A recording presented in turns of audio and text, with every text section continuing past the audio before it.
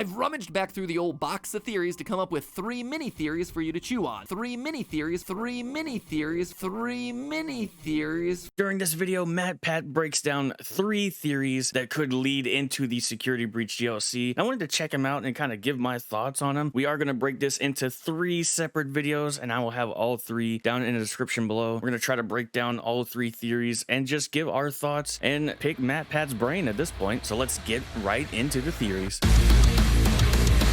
Security Breach's animatronics aren't possessed except for Freddy. I think that has to do with, like, I know at the end of Freddy Fazbear's Pizzeria Simulator that the souls of the children were released by Henry. Obviously, when they burned it down, Molten Freddy released the souls, and then he let the spirit of Elizabeth go as well. I wonder if he's going to talk about his blob theory, because I haven't seen this yet, so I am curious. I know he was saying that Michael Afton's spirit is inside Freddy. I don't know. I just wanted to give my thoughts initially before we get started.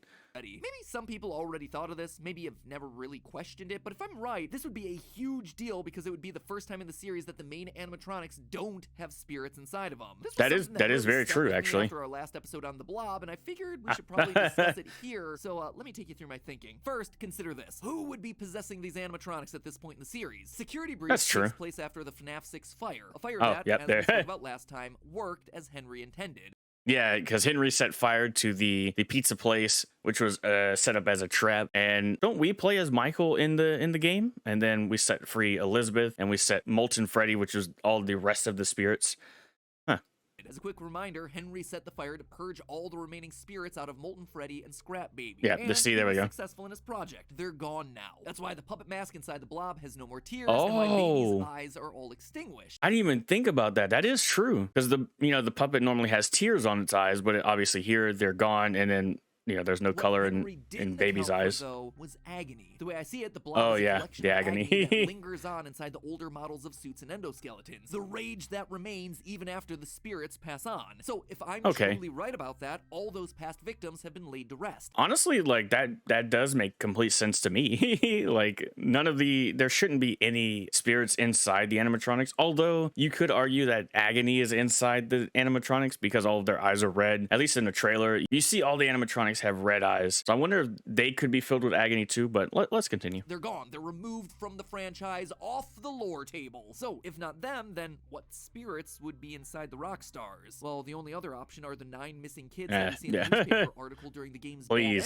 and honestly, that's just too many. We only get 6 new animatronics in this game. Freddy, Monty, Chica, Roxy, daycare attendant, and Music Man! Too long. Specifically did this episode just so I had an excuse to do that. I love that meme. 7, if you count the 2 sides of the daycare attendant, but still, let's not do that. 2 spirits short. But you don't have to take my word for it. The game outright tells us this itself. About a month ago, Reddit user Seriously Unserious posted a big research doc breaking down the opening cutscene of the game from the perspective of a computer expert. This was research that they were doing for a video on the Rye Toast channel, which, shout out to a fellow FNAF theorist. Shout out to Rye Toast. By the way, if you've never heard of Rye Toast, go check him out. I mean, when you got thumbnails like this, you know that this is a channel MatPat is right. Some really smart stuff to say. Anyway, in his Reddit post, Seriously Unserious looks at the glitch trap virus.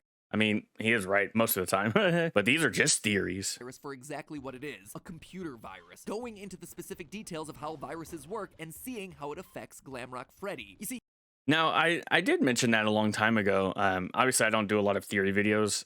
Actually, I don't do any theory videos. This is kind of like my first thoughts of kind of getting my theory brain out there. But that was kind of where I was sad, because like Glitch Trap was obviously a virus, and I think they could have used him a little bit better in Security Breach, but I am curious as to where this goes, so let's keep going. The computer viruses don't live independently within a system. They have to be attached to something, usually a file or a program, and when said program runs, that triggers the virus and allows it to run. And believe it or not, but we actually watch this process happen at the very beginning of Security Breach. Notice how when we're looking through Glamrock Freddy's we get a glimpse that is in show mode. There's an integrity bar, and we get a line that says test run. Also, you'll notice the command line interface here where the primary folder is named System 32. 32. Yep. which has always been associated with the 32-bit version of Windows. In other words, Freddy and the other animatronics are PC Master Race, baby! But let's as we'll know very go. shortly I'm in not. Freddy's performance, he stops dancing and begins to glitch out when he gets triggered by a child that's out in the audience. That's what we've covered in the past. But one thing that we've never done is look through these 5 seconds at a quarter speed to actually watch the cascade of events playing out that ultimately result in Freddy's crash. Inside the System32 folder, Freddy runs a program named Git568. We also see this happen in the code when the command line Heat869 pops up. Heat vision or thermal vision. So it would seem like the Git program is telling Freddy to scan the audience and look for a kid to potentially grab. Eventually, there's a second command line which loads in some other programs and runs tests. All of these tests come back with a negative result, except for the last one, which receives a Y. Yes, and that's when the program starts to crash. At the same time, Freddy supposedly finds Gregory in the crowd. This then prompts Freddy's program to define rule X. Looks like the code is searching for what it's supposed to do in a situation like this. We don't know what that rule is. That's but we crazy do know that the to next think step about. Is to return warning 79, which is when we see the word 78. warning pop up in the HUD. Freddy then goes into overdrive and the whole thing aborts. It tries to init task, initialize a new task, but this is met with a void response, meaning that it's not getting a response from Freddy's RAM.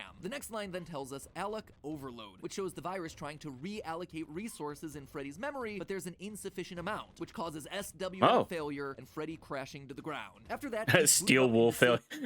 SW stands for steel wool failure. Mode, which is a way to boot up a system that uses only the bare essential programs. Get it? Bear. Bear. He's a bear.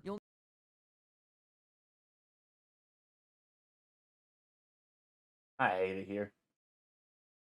Notice that Glitch Trap isn't a problem for Freddy throughout the rest of the game, which tells us that the Glitch Trap virus is actually housed as a part of show mode. It's a non-essential program. This is why Freddy's in the clear for the remainder of the game, but the other animatronics are suddenly in Kill Gregory mode, because once the show's done, Glitch Trap activates. It's funny, but in a poetic twist, the Glitch Trap virus caused Freddy to glitch, crashed him out of show mode, which in turn rendered Glitch Trap unable to corrupt his system. It's only after the corrupted parts of the other animatronics are added to Freddy that we finally see Glitch Trap able to get a stronger hold over his system. But let's go back to that overload that prompted. I didn't think about that either.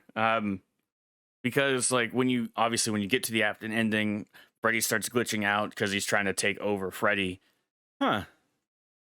That's actually pretty cool. I never thought about that. Did Freddy's crash in the first place? Normally, this is caused by a lack of CPU or RAM, but why would it crash inside of Freddy and not any of the other seen that image way too long.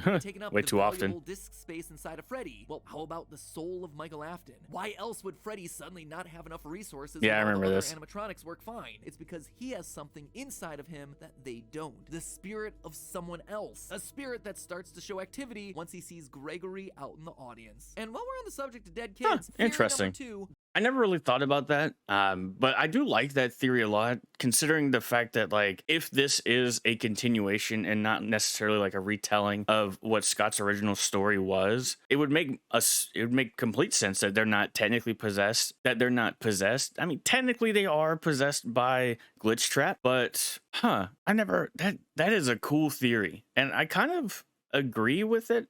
To an extent, I kind of agree with it. I still don't I still don't know how I feel about the Michael Afton is Freddy thing. That's kind of weird, but it also does make sense when MatPat talks about it. But guys, let me know what you thought of this theory. Are the security breach animatronics possessed or aren't they? I kind of agree with MatPat on this one. I just don't know how I feel about the Freddy thing. But let me know what you think down in the comments. Should we react to more? I am going to make this a 3-part series, so we're going to check out theory number 2 in the next theory video. Guys, if you enjoyed it, hit that like button, subscribe if you're new, and I'll see you all next time. Peace!